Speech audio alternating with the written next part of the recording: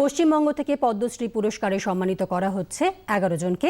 সাহিত্য শিক্ষাক্ষেত্রে অশোক কুমার হালদার, গম্ভীর সিং ইয়ঞ্জন, মহেন্দ্রনাথ রায় এবং রবিলাল টুডু।